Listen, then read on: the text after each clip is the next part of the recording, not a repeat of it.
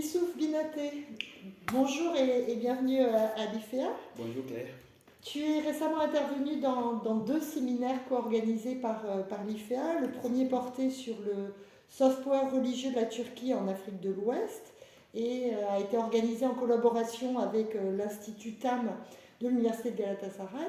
Et le second a porté sur d'Abidjan à Istanbul, itinéraire et agentivité des jeunes Ivoiriens en contexte de migration, en collaboration avec l'EHESS. Donc merci à toi de répondre à ces quelques questions. Donc première question, est-ce que tu peux te présenter et nous expliquer pourquoi tu es là actuellement à Istanbul? Merci Claire. D'abord, mes premiers propos sont des mots de remerciement pour l'occasion que tu m'offres de m'exprimer en dehors des salles où on a l'habitude d'échanger autour de nos travaux. Et là, c'est vraiment une première pour moi de pouvoir communiquer de vive voix à travers un dictaphone pour dire un peu ce que je fais sur ce terrain-là. Merci à l'IFEA également, qui me fait l'amitié de me recevoir ici pour la deuxième fois, parce que c'est la deuxième fois que je viens en Turquie, dans le cadre de mes travaux de recherche sur la coopération entre la Turquie et la Côte d'Ivoire. C'est un projet qui s'inscrit un peu dans le prolongement de mes activités de recherche, qui portait au départ sur les ONG confessionnelles islamiques en Côte d'Ivoire. Et à partir de 2013, j'ai vu qu'il y avait quand même une présence turque et qui était quand même une marque particulière dans cette manière de faire l'humanitaire en terrain musulman. En creusant plus, je me suis retrouvé dans une école turque où j'ai passé 2 ans en tant que vacataire et poursuivant un peu sur ce terrain de collecte des données, bah, je me suis retrouvé à Istanbul parce que mes premiers étudiants étaient déjà ici à Istanbul, à Kayseri et dans d'autres villes. Donc en 2019, j'ai fait le premier pas, enfin c'était mon second voyage à Istanbul, mais là réellement pour le terrain, pour pouvoir voir un peu l'autre pan de la collaboration entre la Turquie et l'Afrique globalement. Donc initialement, c'était un regard porté sur le soft power religieux. Et ma présence en Turquie, ça m'a permis de voir autant de cette collaboration en construction qui désormais a des allures de coopération économique, coopération dans d'autres domaines qu'on pourra discuter bien évidemment dans les prochaines questions. Ok, merci. Alors, est-ce que tu pourrais nous dresser un panorama des acteurs de l'internationalisation de la Turquie vers l'Afrique et nous indiquer depuis quand ces acteurs sont présents en Afrique? Merci Claire. Je pense que l'internationalisation de la Turquie en Afrique s'inscrit dans une dynamique qui a commencé en Asie centrale à partir des années 70 et qui a été globalement menée par des acteurs sociaux qu'on retrouve au sein de certaines fédérations qui ne sont pas forcément liées à l'État central. C'est à partir des années 90, compte tenu du succès qu'ils avaient eu en Asie centrale à travers les projets d'éducation et les projets économiques qu'ils avaient développés dans ces régions, ils vont essayer d'étendre cette politique-là à l'Afrique. Et cette politique en direction de l'Afrique a pris le nom de Opening Up to Africa et ça a été lancé officiellement à partir de 1998. Mais déjà en 1997, il faut noter que la Turquie était déjà présente à travers ses écoles, notamment au Sénégal, avec les écoles Yabou Selim, qui avaient déjà commencé à construire dans l'imaginaire collectif quelque chose de quand même assez considérable en provenant de ce pays-là qui est à la frontière de l'Asie et de l'Europe. Et le Maroc également avait connu aussi ces écoles. Mais dans l'imaginaire collectif, on n'arrivait pas réellement à savoir si c'était l'État turc qui était réellement engagé ou bien c'était des acteurs non étatiques.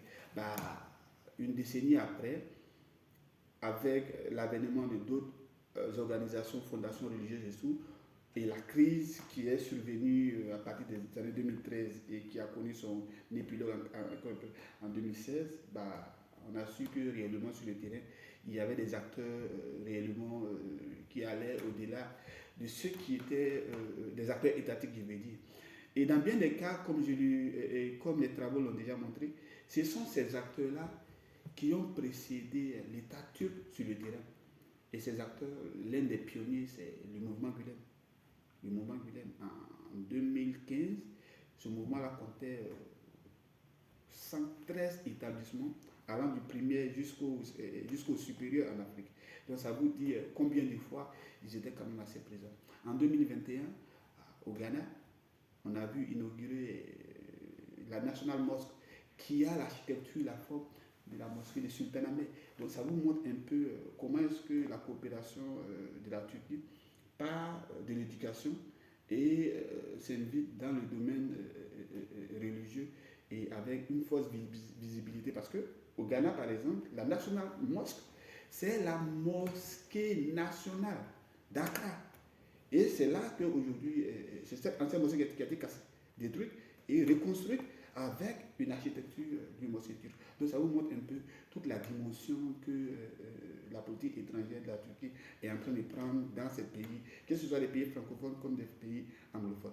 Et aujourd'hui, avec le temps, parce que ça fait déjà plus de 20 ans, on commence à constater que réellement, il y a réellement un dialogue réel entre ces pays-là et l'Afrique, puisque déjà au sein de l'Union africaine, la Turquie a désormais un statut d'observateur et depuis les années 2005, il y a plusieurs sommets qui ont déjà été organisés entre l'Afrique et la Turquie et Erdogan a fait plusieurs visites dans plusieurs pays africains. Et je pense qu'en 2021, on comptait presque 43 ambassades turques en Afrique sur les 54 pays. Et ça, c'est énorme. Et ce travail aussi est soutenu par la compagnie Turquie Airlines qui a développé, qui a déployé toute sa flotte pratiquement en direction de 54 aéroports dans 36 pays en Afrique. Et ça, c'est quelque chose d'assez considérable. Et pour la place que la Turquie, surtout Istanbul, a comme carrefour pour relier l'Europe à l'Afrique ou l'Amérique à l'Afrique, je pense que ça a été une politique qui a été savamment réfléchie et orchestrée sur le terrain.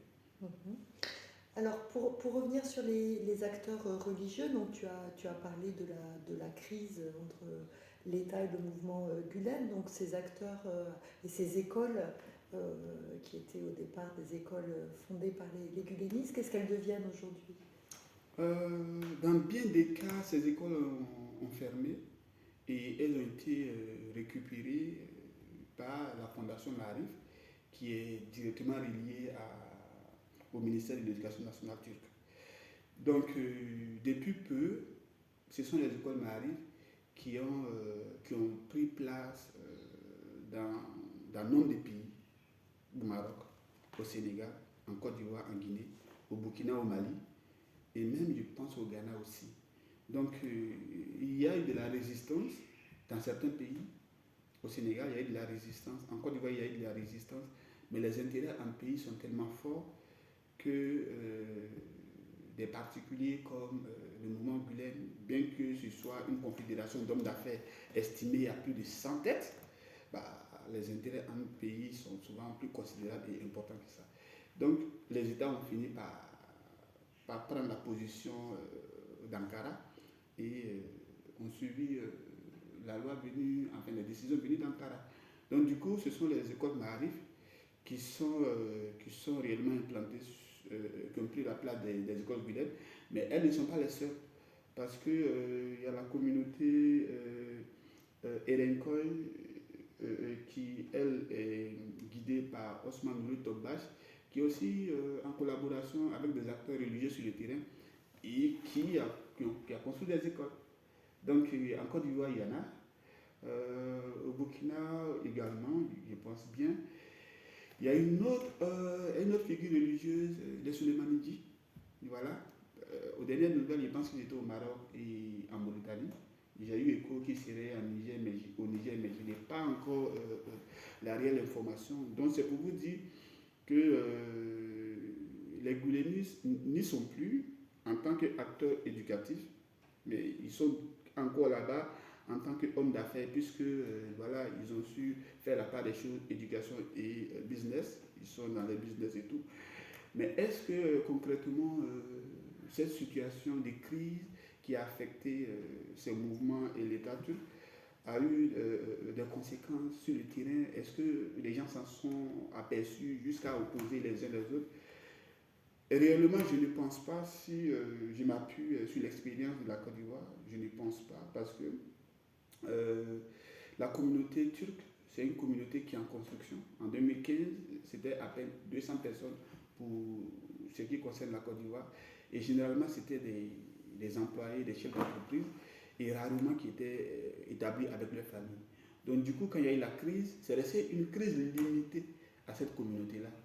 Et les seules fois où le monde extérieur à cette communauté a été interpellé par cette situation, c'est lorsqu'il y a eu la mesure de fermeture de ces écoles-là. Parce que c'était des milliers d'enfants qui étaient scolarisés et des centaines de familles qui étaient concernées. Donc du coup, l'avenir de ces enfants, leur scolarisation et tout, a commencé à poser problème et du coup, et ça a commencé à alerter les gens. Et comme c'était des écoles qui étaient d'un standard, qui étaient au standard des écoles internationales, et c'est vous dire que ce ne sont pas des familles de classe, c'est pour vous dire que c'était des familles de classe aisées ou modérées qui s'y retrouvaient. Donc du coup, quand une mesure comme ça arrive, bah, c'est l'élite du pays qui était touchée. Et du coup, ça a commencé à ça a fait du bruit au Sénégal, mais en Côte d'Ivoire, ça a été quand même relatif. Il n'y a pas eu assez de mouvement puisque les effectifs enseignants comme élèves n'étaient pas aussi importants. Mais n'empêche que quand même, ça fait un peu du bruit dans la presse et un peu sur les réseaux sociaux, notamment YouTube. Très bien. Donc tu as parlé d'une implantation à la fois religieuse, culturelle, diplomatique, également de la Turquie. Tu as cité les hommes d'affaires. Qu'en est-il de l'implantation économique turque? Économiquement, ils sont quand même assez présents parce que, surtout dans le domaine du BTP, voilà, c'est avec eux que moi personnellement j'ai appris la fabrication du béton avec les véhicules qui, tu vois, avant eux, je n'avais pas connaissance de cette technique-là.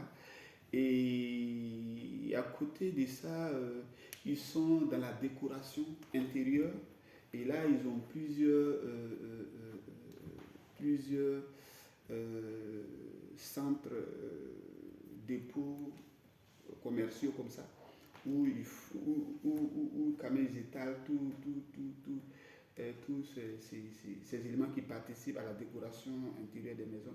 Et quand vous arrivez à Abidjan, à l'aéroport, dans la salle d'attente, avant de monter dans l'avion et tout, la salle d'attente d'embarquement là, mais vous avez une fresque murale, et ça c'est une fresque murale made in Turquie. Donc c'est quelque chose qui réellement est en train de se construire, mais est-ce que le public ivoirien ou bien le public africain arrive réellement à voir derrière ces fresques, derrière ces éléments de décoration, la Turquie? Ça aussi c'est une question à poser parce que euh, tout le monde ne peut pas imaginer derrière des fresques ou bien derrière un tapis ou bien derrière un coffret de bouquets de Coran, forcément la Turquie. Parce que ces pays ont des traditions avec des pays arabo-musulmans, notamment l'Arabie Saoudite, l'Égypte et tout. Donc, c'est avec le temps que je pense, avec le temps, que cette visibilité va réellement prendre forme. Sinon, elle s'est fait petit à petit, tu vois, à l'occasion des fêtes musulmanes, par exemple, les opérations Kourban, qui sont, Kourban, ça veut dire offrande, et ce sont des moments de partage où des centaines de bœufs sont immolés et la viande partagée aux familles nécessiteuses et tout ça. Donc, c'est un ensemble de choses qui fait aujourd'hui que l'image de ce pays, la Turquie, est en train de se construire petit à petit dans l'esprit des gens. Et surtout qu'ils ont des enfants désormais qui ont fini les études et qui sont établis ici, et d'autres qui sont retournés, et d'autres qui sont allés dans d'autres pays comme le Canada ou la France. Très bien, merci. Donc pour venir maintenant à ces circulations entre les différents pays africains et la Turquie, tu développes dans tes travaux la notion de mondialisation par le bas. Est-ce que tu peux nous en dire un peu plus? Mondialisation par le bas, au fait, avec la Turquie, il y a eu quand même l'émergence, sinon l'entrée en scène de nouveaux acteurs qui étaient peu connus des standards internationaux pour ce qui est de la circulation des biens et des personnes. Et là, je vais parler des étudiants qui sont impliqués dans le commerce entre la Turquie et l'Afrique. On est habitué aux grandes entreprises, Zara, tu vois. Mais avec ces enfants-là, ils sont en train de nous faire du travail qui consiste aujourd'hui à faire venir des produits du marché industriel de la Turquie vers l'Afrique à destination du marché africain, mais sans passer par les standards qu'on connaît. Aujourd'hui, ils défient les lois du transfert international. Ce n'est plus DHL, mais ce sont eux. Ce n'est plus Western Union pour le transfert d'argent, mais c'est Western Maraka, qui consiste à transférer de l'argent en contournant les systèmes de monétisation et de taxation officielle. Et c'est tout cet ensemble de choses qui se développent en dehors des normes officielles standardisées que j'appelle la mondialisation par le bas, pour ce qui concerne les échanges. Et c'est quelque chose qui est en train aujourd'hui de grossir et qui est en train d'asseoir davantage la relation entre la Turquie et l'Afrique. Vous savez, ma première fois en Turquie ici, c'était en 2017. Et à mon retour, j'ai soulevé ma valise à l'aéroport et je suis rentré. En 2019, quand je suis revenu, il est passé 2-3 jours, ma valise n'était pas encore arrivée. Parce que la soupe de l'avion était déjà remplie de colis et ma valise n'est venue que 3 jours après. Et ces derniers temps, j'ai appris que ces jeunes qui font ce trafic-là, ils m'ont dit que le prix au kilo avec Turkey Airlines a tellement augmenté qu'ils préfèrent aujourd'hui passer par Royal Air Maroc et Ethiopian. Et là, j'ai compris pourquoi dans mes derniers voyages vers l'Europe, parce que souvent avec Turquie c'est relativement moins cher comparé à Air France. Et j'ai compris pourquoi mes derniers voyages sur Turkey Airlines, j'ai pu récupérer mes bagages à l'arrivée. Mais parce que c'est vrai, comme le trafic il continue, mais ils ont opté pour d'autres compagnies qui font des prix beaucoup plus intéressants que Turkey Airlines et tout ça. Du coup, tu parles d'une circulation là, qui vient de Turquie vers l'Afrique, mais est-ce qu'il y a des circulations dans l'autre sens, pas forcément soit de produits, soit aussi d'individus? Oui, ça s'est fait pour ce qui concerne les produits, mais comparativement, pour ce qui concerne la mondialisation par le bas, voilà, ça s'est fait, mais pour ce qui concerne ce secteur-là, je pense que ce n'est pas la même importance. Parce que nous sommes un pays en construction qui n'est pas aussi industrialisé que la Turquie. Donc du coup, les produits qui partent de chez nous sont souvent des matières à l'état de matières premières. Ça peut être le cacao, le café, ça c'est pour les grandes entreprises et tout. Mais pour ce qui concerne l'économie dans laquelle ces enfants, ces jeunes entrepreneurs sont employés, ce n'est pas aussi important parce que ça tourne généralement autour des produits de consommation tels que la tiéké. La tiéké, c'est le couscous de chez nous. Voilà, du couscous fait à base de manioc. Mais là encore, c'est destiné à une communauté ouest africaine qui a une culture de consommation de ce mets-là. C'est quand même assez limité. Hier, j'étais à Yenikapé pour aller récupérer ma commande pour le dîner. Et c'était du foutou, voilà, banane, plantain, pilé avec la sauce arrachée. Mais voilà, la clientèle s'est limitée en fait. Ceux qui sont dans l'espace ouest africain, qui connaissent ces mets-là, ce sont eux. Mais est-ce que les Turcs ont une connaissance de ces mets et tout? Je n'en suis pas assez sûr. Voilà. Mais j'ai eu dans un reportage, pour ce qui concerne le restaurant qui est à Mertens de notre ami Michel, voilà, sur YouTube, on voit un Turc qui a fait l'expérience d'Abidjan et tout, qui une fois retourné à Istanbul, de temps en temps, quand il avait l'envie de la ticket et tout, partait dans son restaurant. Mais ça reste vraiment limité à tout ça. Mais peut-être que en dehors des secteurs que ces enfants-là, ces jeunes-là ne maîtrisent, enfin ne contrôlent pas, je vais parler vraiment du business bien structuré, peut-être qu'il y a des choses quand même assez importantes parce que quand on regarde les volumes des importations et des exportations entre ces pays, entre l'Afrique et la Turquie, c'est quand même de part et d'autre des volumes quand même assez importants. Donc on ne dira pas qu'il n'y a pas grand-chose. Mais la différence, c'est que ce qui part de la Turquie, ce sont des produits finis qui sont destinés à une consommation, alors que ce qui part de l'Afrique généralement, ce sont des produits à l'état de matières premières qui ont besoin de transformation et qui souvent même retournent en Afrique encore par ce même canal pour être consommés et payés et achetés encore par le public qui l'a produit. Donc, ça reste un peu limite. Ouais. En revanche, dans tes travaux, tu montres comment ces jeunes présents ici, souvent arrivés en étant étudiants, ont pu développer du service en fait. Est-ce que tu peux nous en dire deux mots sur à la fois attirer d'autres étudiants, mais aussi tout ce qui est tourisme médical, etc. Ouais. Bah, le tourisme médical, je dirais, enfin, c'est pas là que je vais commencer par considérer cette question. C'est le point qui m'a le plus, c'est le point qui a le plus attiré mon attention pendant ce dernier séjour. J'en avais eu écho, mais à l'époque, c'était 2019, ces jeunes-là, ils étaient encore étudiants. Donc, du coup, ils n'étaient pas vraiment impliqués à plein temps dans ce boulot-là. Et aujourd'hui, ils ont eu le master, ça vaut 2 ans, ça vaut 3 ans.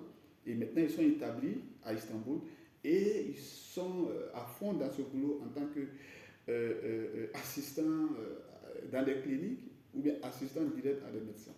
Donc, ce sont eux aujourd'hui qui vendent la destination de la Turquie, des cliniques, des médecins, des spécialistes, des néphroplasties. Ils font un peu de tout.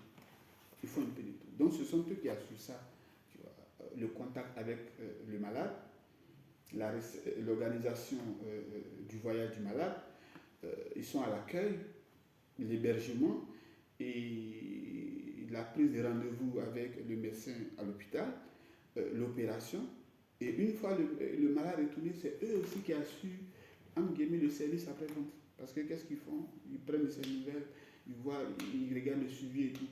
Mais à ce niveau, il y a un gros problème parce que bien souvent, ceux qui viennent, ils viennent déjà avec une idée par rapport à un budget qui leur a été fixé. Et une fois qu'ils arrivent, quand ils sont soumis à de nouveaux bilans, à de nouveaux examens et tout, bien souvent, les montants peuvent rapidement évoluer et ils se retrouvent dans des situations un peu délicates et souvent, c'est la galère pour eux. Et c'est un secteur qui est en train de se développer. Au départ, j'ai cru que c'était un marché où les Africains étaient les plus gros clients. Mais à la réalité, quand j'ai demandé, on me dit ce sont les Américains, ce sont les Anglais, les Français et les Africains viennent un peu après. Ça, c'est quelque chose qui a attiré mon attention et que je continue encore de regarder. Mais comment ils se sont retrouvés dans ce business aussi, c'est un peu le prolongement de ce qu'ils font à travers l'import-export, le guide au tourisme et tout. Parce que c'est un peu ça. Quand les gens venaient, quand les Africains, les visiteurs, ils viennent pour du tourisme, ou bien faire des achats et tout, quand ils les accompagnent, bah, bien souvent, ils échangent avec eux sur voilà, des projets en matière de santé qu'ils souhaiteraient. Tu vois. Donc c'est comme ça qu'ils établissent le contact. Et bien souvent, ça commence depuis les premières années quand ils sont étudiants. Parce qu'en Turquie, même quand les étudiants sont boursiers du YTB, la bourse de l'État, mais c'est pas assez d'argent. Et c'est pas assez d'argent, c'est vraiment limite, quoi. Puisqu'ils sont nourris au yurt, avec le statut d'étudiant, ils ne payent pas assez pour le transport. C'est pas assez d'argent. Ils ne peuvent même pas envoyer grand-chose au pays. Je dirais presque rien. Donc, c'est vrai, la loi ne leur autorise pas à travailler.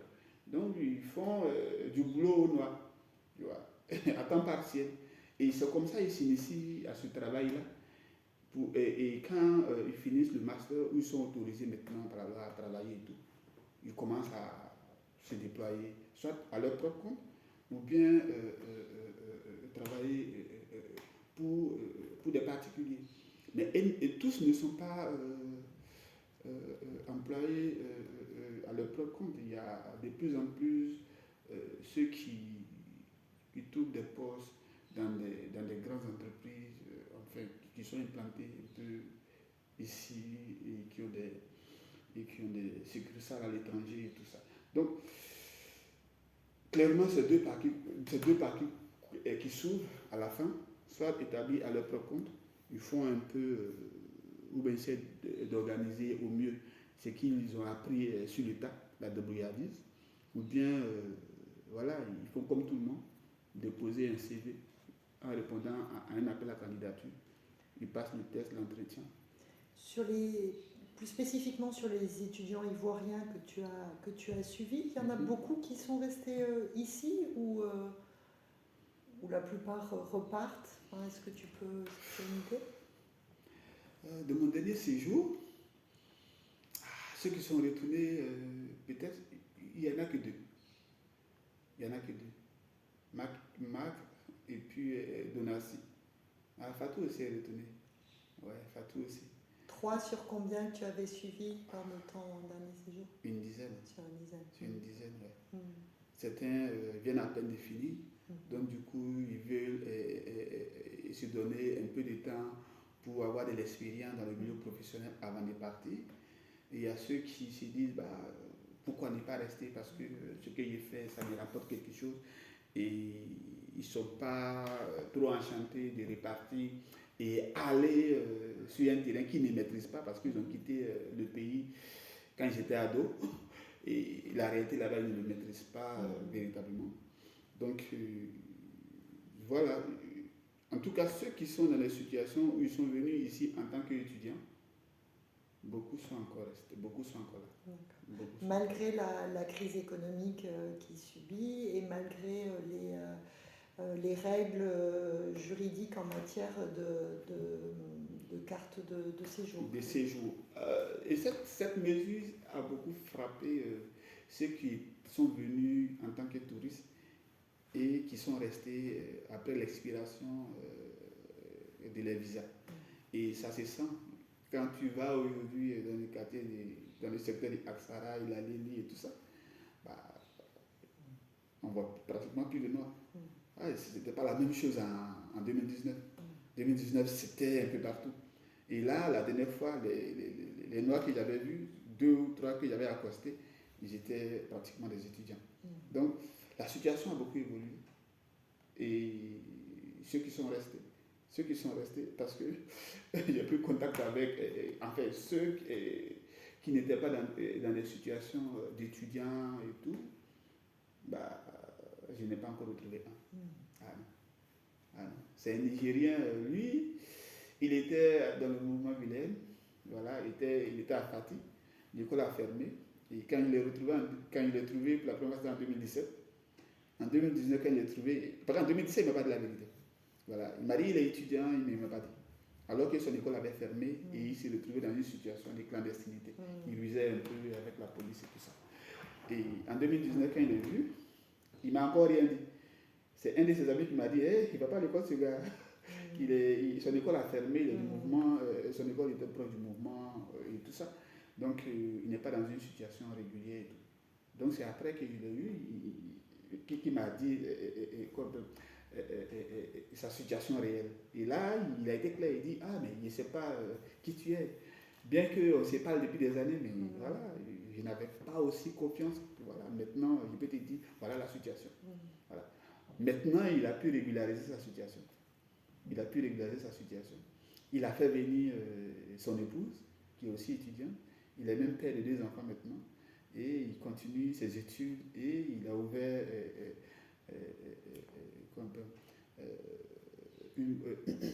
une entreprise de couture et de prêt-à-porter à Niamey, dont il me partage chaque fois les produits chaque fois. Et voilà, pour qu'il puisse le partager dans le groupe WhatsApp pour sa clientèle. Donc c'est quand même, ouais, c'est délicat parce que la situation a beaucoup changé. Ouais. Économiquement, la situation a beaucoup changé. Ouais. Youssouf, merci beaucoup d'avoir répondu à ces quelques questions et pour tous ceux qui sont intéressés en lien tous tes différents articles sur ces questions-là. Merci à toi. Merci Claire.